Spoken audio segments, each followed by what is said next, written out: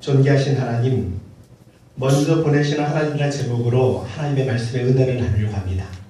주님, 이 시간 거룩하신 하나님 말씀으로 우리 귀하신 성도님의 마음 한 사람 한 사람을 주님 만져 주시옵소서. 성령님을 의지합니다. 인간의 연약함 다 감춰주시고 하나님 말씀만 드러나게 하여 주옵시고, 오늘 이 설교 말씀을 통해서 힘을 얻고 이 성전문을 벗어날 수 있도록 은혜 위에 은혜를 더하여 주시옵소서. 크신 은혜로 마음을 시원케 하시고 위로하실 줄로 믿사오며 예수님의 이름으로 기도드리옵나이다. 아멘. 우리 옆에 분한테 한번 인사하겠습니다. 오늘 큰 은혜 받으십시오. 오늘 이제 송년주일이죠. 마지막 주일입니다. 오늘 참 김전나 이사님 은혜롭게 기도문을 참 이렇게 써주셨는데 너무너무 감사드려요. 그 크리스마스 전날 우리가 그 발표회를 했잖아요. 그렇죠? 하나님 앞에 뭐 드라마도 하고 했는데 박하정 원사님이 그런 말씀을 하시는 거예요. 신지사님이 그렇게 힘들을 줄은 몰랐다고. 그렇게 자살 시도를 몇 번이나 한지 몰랐다고. 그게 드라마야 그러면. 그러니까 연기를 얼마나 잘하셨으면 그걸 실제로 받아들이신 거예요. 제가 무슨 얘기를 하시나 처음에 들었다 깜짝 놀랐어요. 연기라고. 아주 실감나게 하셨죠. 그 딩동이라는 드라마잖아요. 내용이 뭡니까? 기가 막힌 하나님의 섭리, 그걸 이제 설명하는 내용이잖아요. 인도의 썬다신이 기차 안에서 요한복음 쪽성경을 나눠주면서 복음을 전하고 있었습니다. 그런데 어떤 승객이요, 보지도 않고 팍팍 찢어가지고 창밖으로 버리는 거예요. 하나님의 섭리는 밖에 있었습니다. 길을 가다가 어떤 사람이 철길을 가다가 우연치 않게 이제 종이 쪼가리를 발견한 거죠. 뭐 쓰여있나 호기심에 딱 보더니 생명의 떡 이렇게 쓰여있어요. 아니 생명의 떡이 뭘까? 떡은 떡인데. 그래서 성경을 사서 읽기 시작. 그래서 죽음을 만납니다. 그러니까 하나님의 섭리가 이렇게 놀라워요. 우리의 만남이 놀라운 하나님의 섭리 가운데 이루어지지 않습니까? 그래서 우리 옆에 분한테 다시 한번 인사할게요. 만세전에 우리를 선택하셨죠. 그죠? 만세전에 주신 은혜로 이렇게 만남을 주셨는데 만나서 정말 반갑습니다. 이렇게 한번. 네. 보통 만남이 아니에요. 이게 보통 만남이 아닙니다. 네. 우리 한 교회로 묶어주신 것은 정말 은혜 중에 은혜죠. 그죠? 그래서 옆에 분한테 한번 축복해 주세요. 사랑합니다. 한번 우리. 네.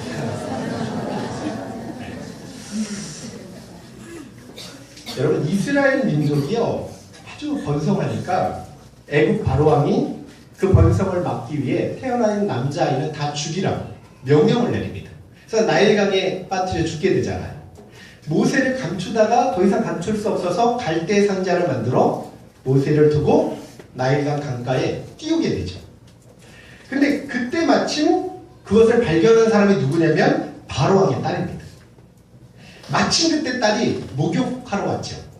그러다가 갈대 상자를 발견하고 아이를 본 거예요. 그런데 히브리 아이잖아요. 아이가 막 우는데 불쌍한 생각이 들어요. 그리고 그 아이를 데려다 입양을 해서 바로 궁에서 왕자로 키우는. 참 아이러니하지 않습니까? 바로왕이요 지금 누구 죽이라 그런 거예요? 히브리 아이. 근데 그 아이를 데려가다가 왕자로 키워요. 그리고요 그 친엄마, 모세의 친엄마를 데려다 유모로 써요. 그러니까 자기 돈 안 들이고 멋있게 키웁니다. 이게 하나님의 섭리입니다. 왜 하필 그 시간에 공주가 목욕하러 갔을까? 왜 하필 그 시간에 아이의 울음소리를 듣고 마음이 불쌍히 여겼을까? 왜 하필 그 아이를 입양했을까? 히브리 아이인 줄 알면서. 이게 인간의 생각으로는 어렵지만 성경에서는 그 모든 배후에 하나님 역사하신 섭리라고 그렇게 선포를 합니다. 섭리가 뭐냐면요, 하나님이 피조세계를 만드시고 수수방관하시는 것이 아니라 모든 걸 하나님 뜻대로 계획대로 의지대로 이끌어간단 말이에요. 그러니까 하나님께서 다스리는 걸 섭리라고 합니다. 모든 사건, 모든 행동, 심지어는 모든 생각의 배후까지 하나님이 역사한다는 거예요. 그래서 성경은요, 참새 한 마리 떨어지는 것도 우연이 아니라 하나님 뜻이 있어야 된다. 우리 내년부터 이제 목장이 새로 가동이 되잖아요. 집사님들은 제비뽑기를 했어요. 하나님의 섭리의 뜻입니다. 여러분, 하나님의 섭리의 목적이 뭐냐면 모두 하나님의 영광을 위한 것이고, 더 나아가서 선택한 백성을 구원하기 위해서 섭리해 가시는 거예요. 우리 하나님은 적당히 갑자기 즉흥적으로 계획을 세우거나 끌어가지 않습니다. 아주 치밀하고 완전해요.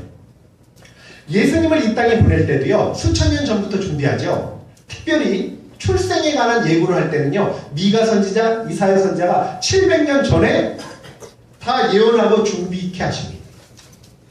저와 여러분을 세상에 보낼 때도요, 마찬가지였어요.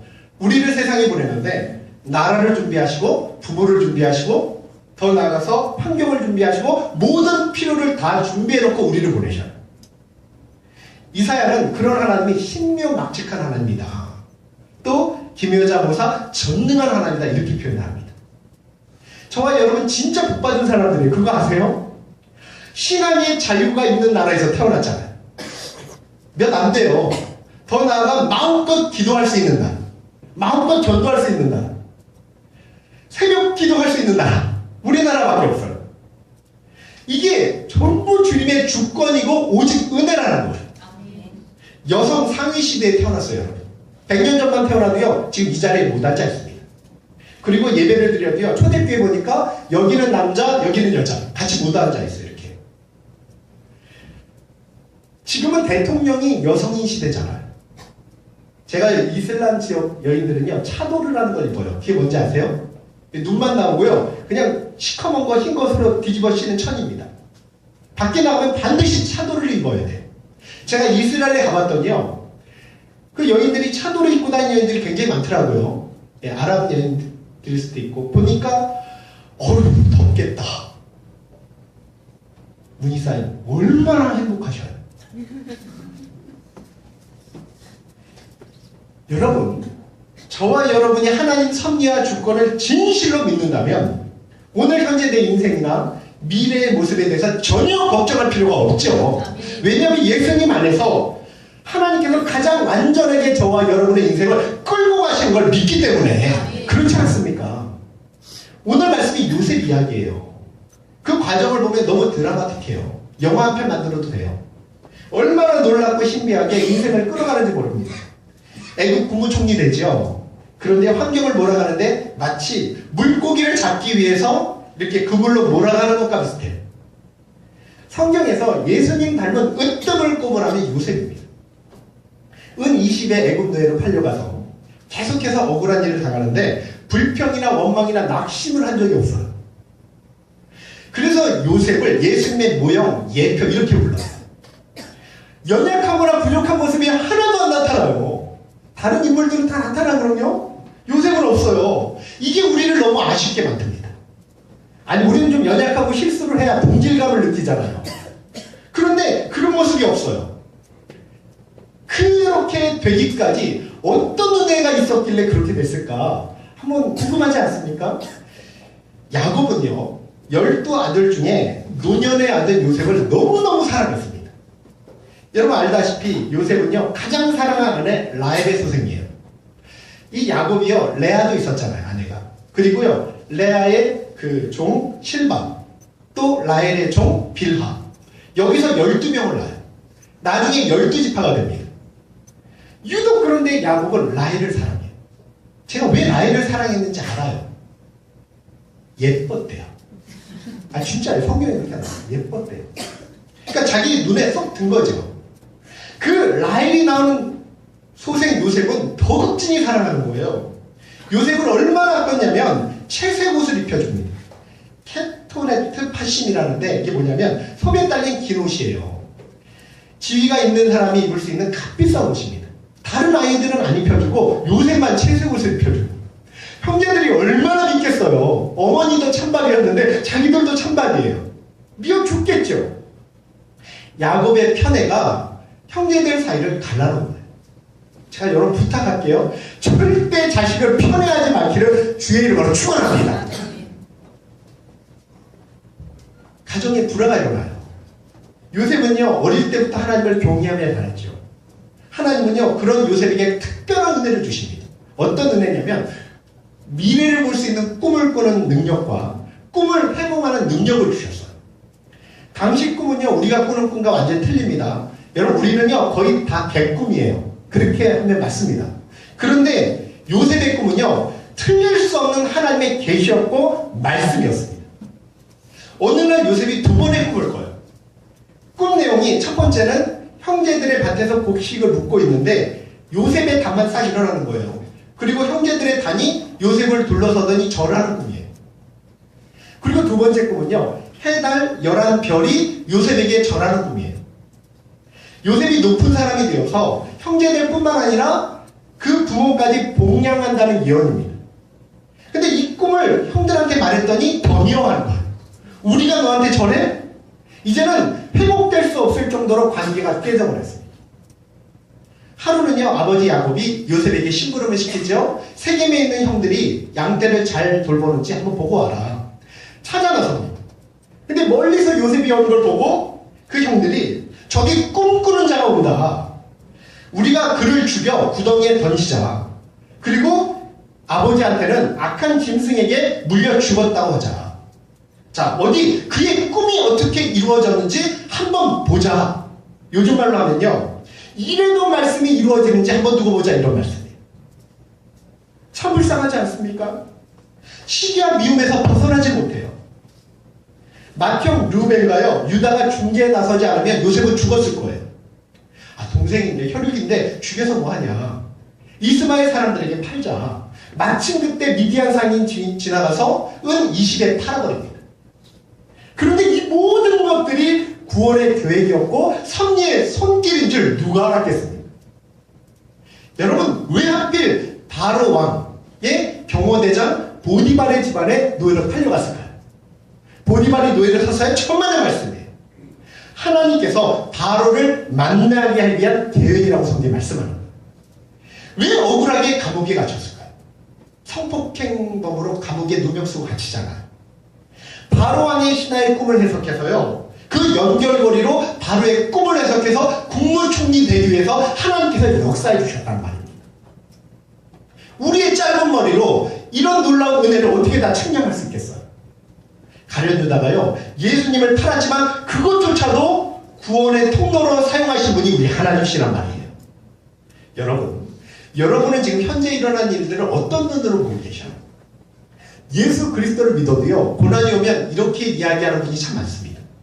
하나님에 대한 의문인데요, 질문을 해요. 하나님, 이 수많은 사람한테 왜 하필이면 나한테 이런 일이 일어났습니까? 왜 접니까? 와이미? 이러면서 물어보는 거예요. 왜 이 못된 병이 나한테 걸렸습니까? 왜 나만 이렇게 고생해야 됩니까? 왜 난 이렇게 힘들게 살아야 돼요? 이렇게 질문을 합니다. 저 사람은 멀쩡한데 나보다 나은 것도 별로 없는 것 같은데 왜 납니까? 제가 이런 질문을 많이 들어요. 그러다가 고생이 길어지면 뭐라고 이야기하냐면, 하나님 언제까지 기다려야 돼요? 언제야 이 고난이 끝납니까? 하면서 막 의문을 퍼붓죠. 요셉이요, 충분히 그러고도 남을 만한 환경 아니에요. 한번 생각해 보세요. 형제들에 의해 근친 인신매매를 당했어요. 후에 보디발의 아내 성폭행범으로 누명을 쓰고 감옥에 들어갑니다. 근데 신기하게 요셉은요, 원망이나 불평하는 모습이 전혀 없어요. 도대체 어떤 힘이 그에게 희망을 주고 소망을 줬을까? 여러분, 요셉이 이렇게 할 수 있는 건 환경에서 의해서 생긴 것이 아니라는 말입니다. 여건이 아니라는 말이에요. 이게 오직 어떤 힘이냐면 하나님께서 주신 힘이라고 성경은 말씀하는 거예요. 저는요, 요셉이 모든 역경을 이길 수 있는 힘을 어디서 봤냐면 그가 말하는 것에서 봤어요. 자, 오늘 말씀 5절에서 8절 한번 읽어볼게요. 하나님의 입이 4번이 나오는데 5절 시작. 당신들이 나를 이곳에 팔았다고 해서 근심하지 마소서. 한탄하지 마소서. 하나님이 생명을 구원하시려고 나를 당신들보다 먼저 보내셨나이다. 하나님이 하죠. 7절 시작. 하나님이 큰 구원으로 당신들의 생명을 보존하고 당신들의 후손을 세상에 두시려고 나를 당신들보다 먼저 보내셨다. 8절. 그런즉 나를 이루러 보낸 이는 당신들이 아니요 하나님이시라. 하나님이 나를 바로에게 아버지로 삼으시고 그 온 집의 주로 삼으시며 애굽 온 땅의 통치자로 삼으셨다. 온통 이야기하면 뭐라 그래요? 하나님이 하나님. 제가 다시 다 묵상해봤어요. 창세기를 이렇게. 어제 새벽까지 준비하면서 모든 입만 열면 하나님이 다 읽지 못했는데, 신앙은요, 믿음이 딱 들어가면 주어가 바뀌어요. 내가에서 하나님으로 바뀝니다. 온통 하나님으로 꽉 차 있어요. 마음속에 하나님 은혜와 사랑, 섭리에 대한 감사와 감격으로 차 있습니다. 그러니까 입만 열면 하나님이, 더 나가서 무슨 일이 생기면 하나님께서 주신 은혜다, 이렇게 이야기합니다. 이게 말씀에 대한 믿음 때문에. 하나님이 요셉에게 뭘 주셨어요? 꿈을 주셨죠. 그 당시에 꿈은 하나님의 말씀이었습니다. 성경이 없었어요. 말씀이었습니다. 이 꿈은 하나님이 주신 것으로 인간이 어그러 들일 수 없고 반드시 이루어진다는 걸 믿었다는 말이에요. 어떻게 됐냐면, 아브라함에게 하나님이 자식을 제물로 드려라 명령하시죠. 아브라함이 자식을 제물로 진짜 드리려고 했죠. 여러분, 할 수 있어요? 이해 안 되죠? 백세 얻은 아들이죠. 그런데 어떻게 드리려고 했는지 히브리서에 잘 나타나죠. 히브리서 11장 17절 한번 읽어볼게요. 자, 시작. 아브라함은 시험을 받을 때 믿음으로 이삭을 드렸으니 그는 약속들을 받은 자로 돼 그 외아들을 드렸느니라.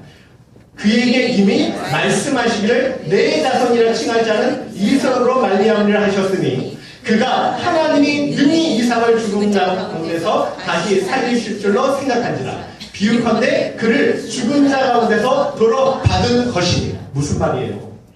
이삭이요, 축복의 씨앗이에요. 이 아들을 통해서만 하늘의 별처럼 자손이 많아진다는 뜻이에요. 그러면 죽여도 하나님이 살리신다고 믿었다는 말입니다. 요셉이와 똑같은 믿음이었어요. 지금 하나님 안에서 일어난 어려움들은 하나님께서 꿈을 이루는 과정으로 요셉이 진짜 믿었다는 말씀입니다. 이 외에는요, 어떤 것도 고난을 이길 수 있는 힘이 없어요. 없습니다. 사람은 연약해서 이길 수 없어요. 말씀의 힘이라는 뜻이에요. 제가 이런 예언을 한번 한다고 생각해 보세요. 만약에 제가요, 예언을 했는데 그건 말씀이고 틀림이 없다고 생각해 보세요. 병으로 지금 너무 힘들어요. 그런데 제가 당신 병은 죽을 병이 아니라 하나님의 영광을 위한 병입니다 라고 선포했어요. 정말로 그 말씀이 그대로 이루어져서 믿는다면 과정의 역경을 감사함으로 이겨나가지 않겠습니까? 이겨나가죠. 똑같은 의미입니다. 요셉이 그렇게 말씀을 붙들었단 말입니다. 창세기 마지막 세 절은요, 이렇게 기록해요. 창세기 50장 24절 한번 읽어볼게요. 자, 시작. 요셉이 그의 형제들에게 이르되 나는 죽을 것이나 하나님이 당신들을 돌보시고 당신들을 이 땅에서 인도하여 내사 아브라함과 이삭과 야곱에게 맹세하신 땅에 이르게 하시려 하고, 요셉이 또 이스라엘 자손에게 맹세시켜 이르기를 하나님이 반드시 당신들을 돌보시리니 당신들은 여기서 내 해골을 메고 올라가겠다 하라 하였더라. 요셉이 110세의 죽음에 그들이 몸에 향 재료를 넣고 애굽에서 입간하였더라. 히브리서 11장이에요. 요셉의 믿음을 딱 하나로 표현합니다. 한번 볼게요. 히브리서 11장 22절 시작. 믿음으로 요셉은 임종시에 이스라엘 자손들이 떠날 것을 말하고 또 자기 뼈를 위하여 명령했어요. 출애굽을 말하는 거예요. 수백 년 앞에 있을 일입니다. 무슨 말씀이에요? 반드시 출애굽할 텐데 그때 자기 해골 메고 나가라. 요셉은요, 아브라함, 이삭, 야곱에게 주신 가나안 땅의 약속을 생명처럼 믿었다는 말이에요. 말씀의 힘이에요. 말씀의 힘으로 모든 걸 극복할 수 있다는 말씀입니다. 이게 얼마나 대단한지 아셔요? 말씀의 능력이 있어요. 여러분, 팔다리 하나도 없는 닉 부이치치가 이런 말을 합니다. 자신의 부모는 팔다리가 없는 그에게 어릴 때부터 내가 갖고 있지 못한 것을 부끄럽게 여기지 마라. 없는 걸 보지 말고 없는 것보다 내가 가진 것에 집중하고 감사하고 도전해봐라. 그런데 아버지가 목사님이시잖아요. 매일 그렇게 얘기하는 거예요. 닉 부이치치가 최근에 아름다운 여인과 결혼하고 아들까지 낳았잖아요. 그가 이런 얘기합니다. 생각해보세요. 제게 팔이 없습니다. 다리가 없습니다. 아무것도 할 수 있는 것이 없습니다. 저는요, 평생 직업을 가질 수 없을 것 같고 대학을 갈 수 없을 것 같고 결혼할 수 없을 것 같고 아빠가 될 수 없을 것 같았습니다. 도무지 미래가 보이지 않았습니다. 절망이 없습니다. 그런데 하나님은 기적처럼 날개를 달아주셨는데 그게 믿음입니다. 오늘 이 자리가 있게 된 건 다 신앙의 힘이었습니다. 이렇게 고백하는. 제가 제일 감동받는 게 닉 부이치체예요. 너무 그냥 보기만 해도 감동이 되는 거예요. 여러분, 하나님은 모든 장애인 가운데 특별히 닉 부이치치만 사용하시지 않습니까? 세계적으로 쓰시죠. 이유가 뭡니까? 그의 믿음 때문입니다. 하나님은 저와 여러분에게도 믿음의 날개를 달아주셨습니다. 여러분, 그 믿음의 날개를 활짝 펴셔서 어떤 어려움 속에서도요, 말씀만 붙잡고 승리하길 주의로 축원합니다. 할 수 있어요. 주님이요, 우리를 살리시려 이 땅에 오셨습니다. 구원하시러 오셨어요. 예수님은 우리의 모든 저주를 십자가에 지시고 친히 값을 지불하시고 죽으셨습니다. 그래서요, 주님을 신뢰하는 이상 절대 인생이 잘못된 것으로 끝나지 않습니다. 인생이요, 기회를 잃은 것이 기회를 잃은 것으로 끝나지 않는다는 말이에요. 제가 예언할게요. 절대로 가난하고 병든 것으로 여러분이 직접 자청하면 몰라도 절대로 그런 인생으로 끝나지 않을 줄로 믿습니다. 영적으로 피폐하는 것으로 끝나지 않아요. 여러분, 주님께서 우리에게 날마다 힘을 주십니다. 요셉이 노예가 됐을 땐 희망 없어요. 감옥에 갇혔을 땐 장래 없어 보입니다. 근데 하나님이 여전히 그와 함께 하셨고, 더 나아가 가장 최선의 길로 인도하셨고, 그것조차도 국무총리 만드는 그 모든 통로의 과정으로 만들고 계셨다는 말이에요. 혼란이 무서운 것 같습니다. 어려운 일이 닥치죠. 왜 우여곡절이 없겠습니까? 그런데 여러분, 제가 오늘 선포한 걸 믿으세요. 이게 주의 성경의 약속입니다. 뭐라고 말씀하냐? 주 안에서만큼은 모든 고난은 저나 이복이 될 것이라고 하나님께서 우리에게 약속을 주셨습니다. 축복의 기회가 된다는 말이에요. 여러분, 이걸 믿으시길 주의 이름으로 축복합니다. 정말 믿기 바랍니다. 고난이 큰 만큼 멋있게 쓰임 받으실 거예요. 틀림없습니다. 주님 안에서는 환난이 번에 기쁨이 되죠. 한숨이 번에 찬송이 될 수 있는 은혜도 주신다는 거예요.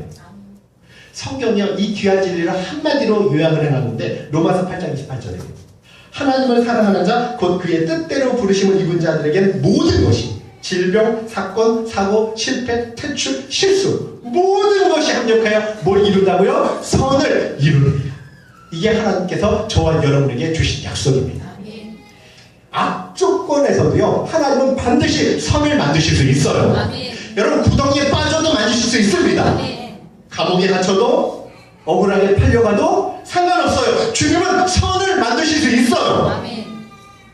창세기 50장 20절 한번 읽어볼게요. 자, 시작.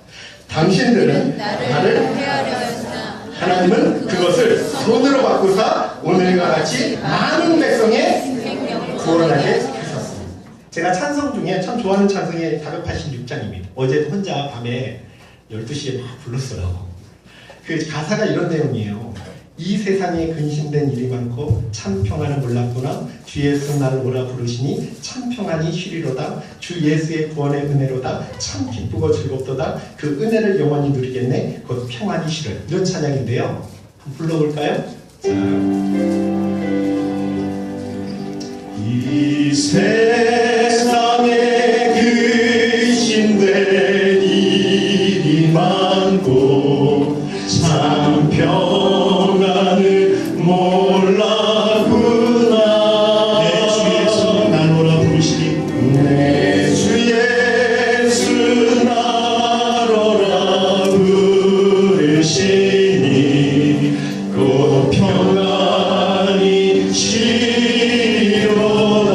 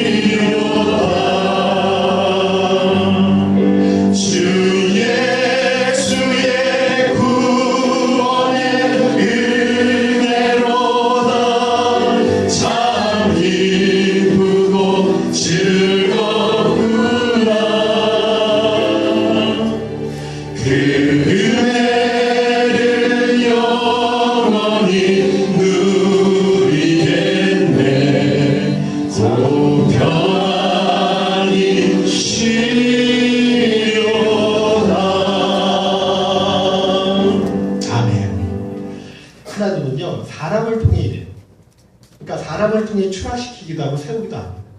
가까운 가족이 힘들게 하기도 하고요. 자녀가 힘들게 하기도 하고요.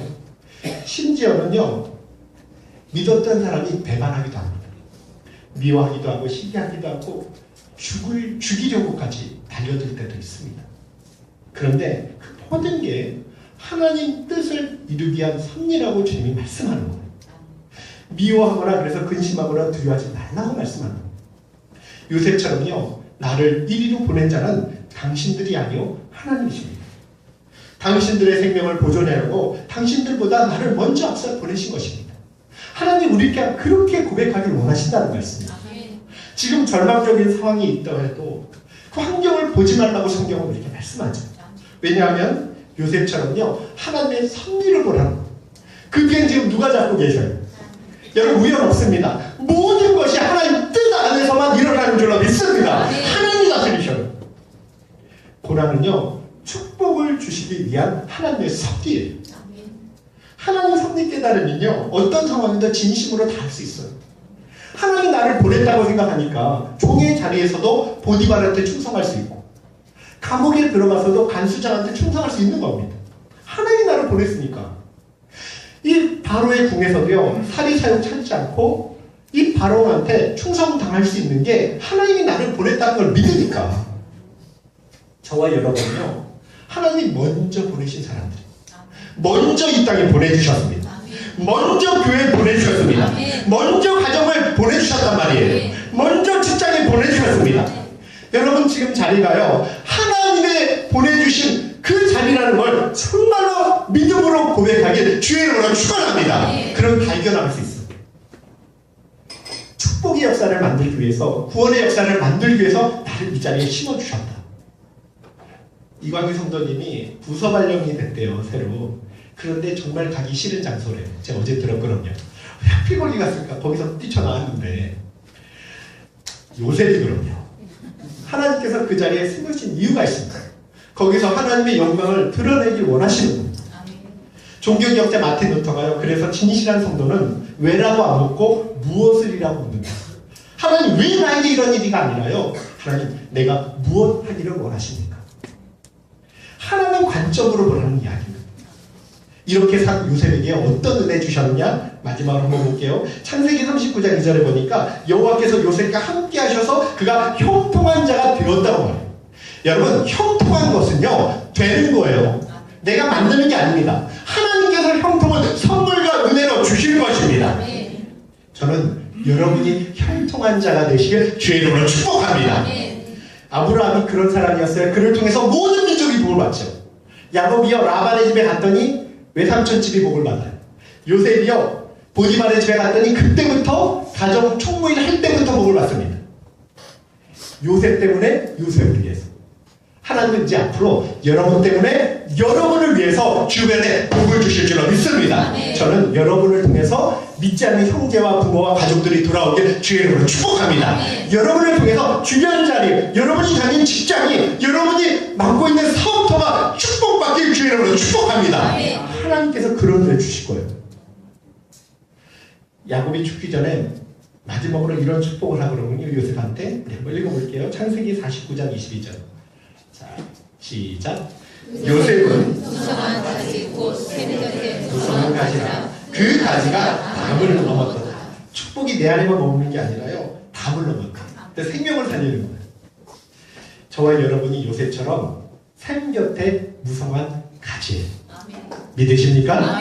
예수 믿는 저와 여러분은 더 큰 은혜 받은 사람이에요. 샘 곁에 무성한 가지입니다. 이제 담을 넘어서요, 가정 떠나 교회, 또 이 지역 민족까지 살리는 기적 같은 역사를 우리를 통해서 하나님께서 베풀어 주실 줄로 믿습니다. 그런 믿음으로요, 우리 한번 찬양하고, 내가 있는 자리는 하나님이 먼저 보내셨다는 믿음, 다 인내로 이겨나가길 주여 축복합니다. 정말 이 시간 우리가 일어나셔서 찬양하고 기도하기